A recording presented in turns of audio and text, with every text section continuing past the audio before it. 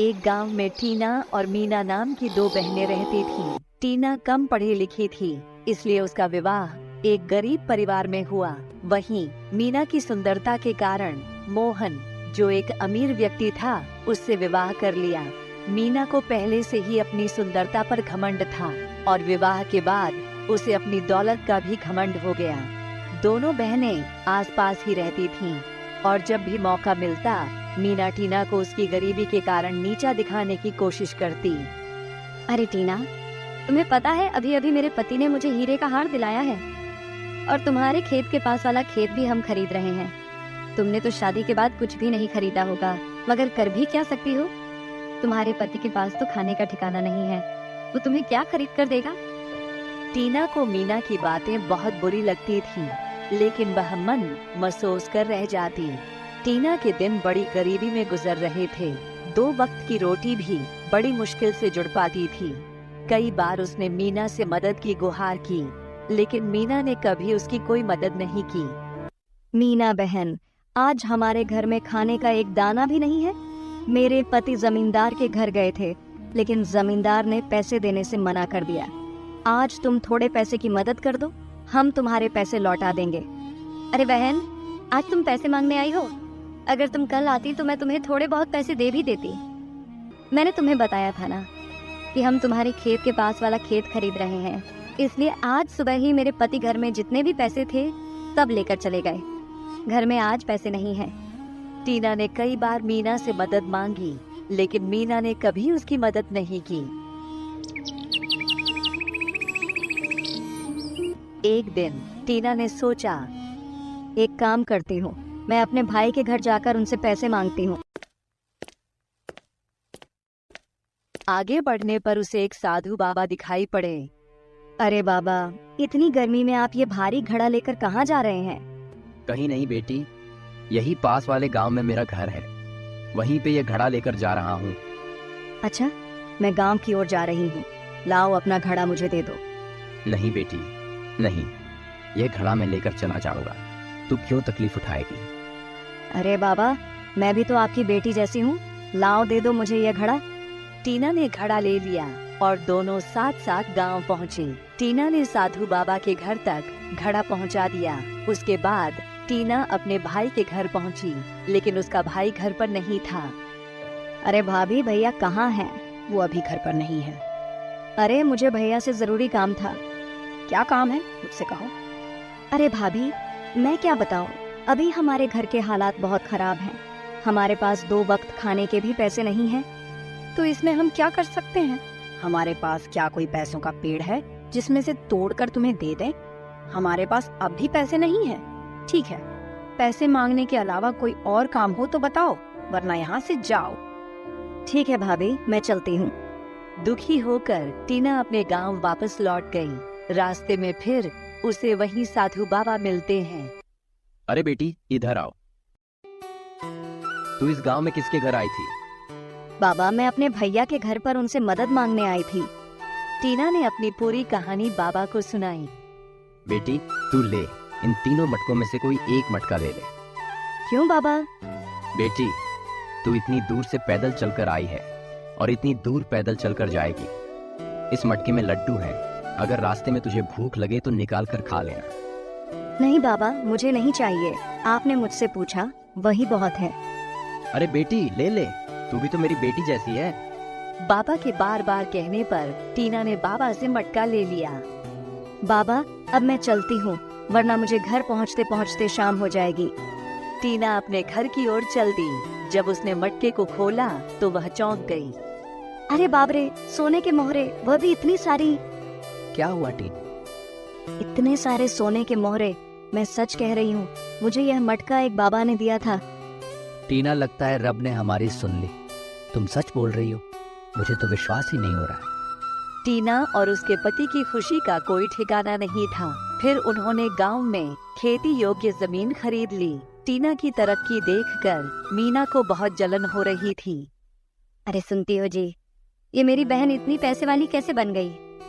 उसके पास इतना धन कहाँ से आया?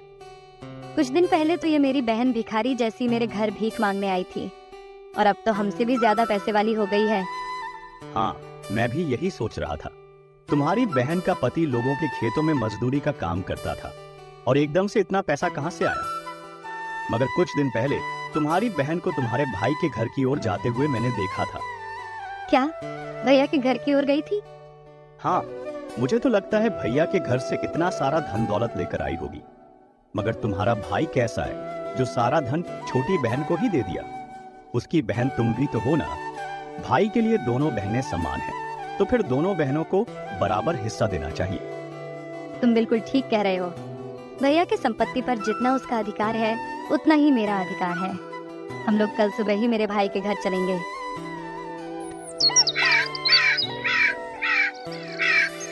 फिर वे दोनों सुबह सुबह अपने बड़े भैया के घर उनसे मिलने जाते हैं। उन्हें भी रास्ते में वही बाबा दिखाई पड़ते हैं। अरे बेटी, जरा तुम ये घड़ा उठाकर मेरे कंधे पे रख दोगी क्या बेटी? क्या तुम अपना काम खुद नहीं कर सकते? बेटी मैं बूढ़ा हो चुका हूँ, मुझसे ज्यादा वजन नहीं उठता है। कृपया करके बेटी, बस तुम यह मटका उठाकर मेरे कंधे पे रख दो। अरे मीना, तुम भी कहाँ इस बुजुर्ग की बात में आ रही हो? जल्दी जल्दी चलो, हम घर पहुँचने वाले ही हैं। मीना ने उन बाबा की कोई मदद नहीं की और वे अपने भाई के घर पहुंच जाते हैं। अरे भैया भाभी, अभी कुछ दिन पहले छोटी बहन टीना यहाँ पर आई थी क्या? हाँ मीना, थोड़े दिन पहले टीना आई थी, पर मैं उससे नहीं मिला। जब वह घर आई थी तब मैं बाहर शहर में था। उससे केवल तुम्हारी भाभी मिली थी। भाभी, तुमने उसे कुछ दिया था क्या? नहीं, मैंने तो उसे कुछ भी नहीं दिया। हमारे पास कुछ होगा तो ही तो उसे देंगे। अच्छा, इसका मतलब आपने उसे कुछ नहीं दिया। ठीक है भैया, हम चलते हैं। अरे अभी तो तुम दोनों आए हो, इतनी जल्दी जाने लगे? खाना तो खा कर जाओ। नहीं, यहाँ से हम निकल रहे थे तो मैंने सोचा कि भैया से मिलते हैं। ठीक है, हम चलते हैं।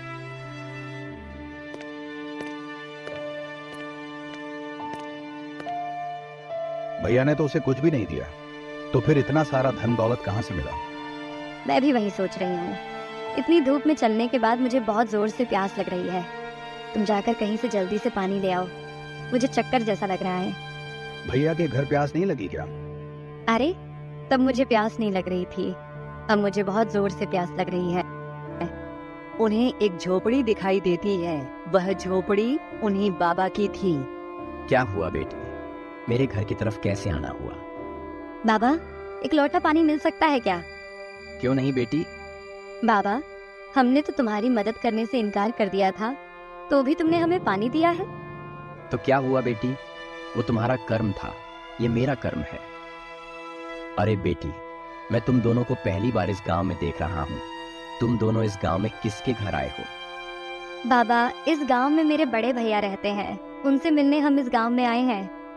अच्छा बेटी, तुम और टीना की बहन हो ना? तुम्हारी एक और बहन है ना, जो थोड़े दिन पहले तुम्हारे भाई से मिलने आई थी?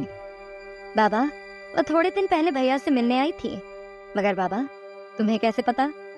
अरे बेटी, जिस जगह तुम मुझे आज मिली थी, थोड़े दिन पहले तुम्हारी बहन भी मुझे वहीं मिली थी।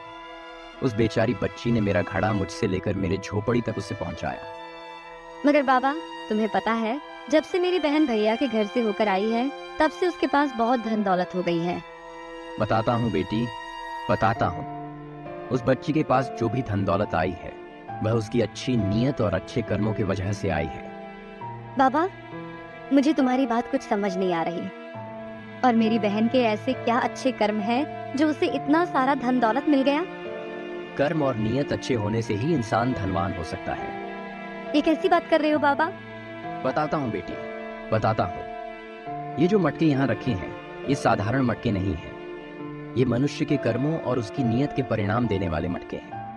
बाबा, ये कैसे मटके हैं? मुझे आपकी बात समझ नहीं आ रही। बेटी, ये कर्मों के मटके हैं। जो जैसा कर्म करेगा, इस मटके से वैसा ही फल प्राप्त होगा। बिल्कुल ठीक कहा बाबा। क्या हम भी एक मटका ले सकते हैं? क्यों नहीं बेटी, तुम भी एक मटका ले लो। तुम भी अपने कर्मों और नीयत का फल पाओ।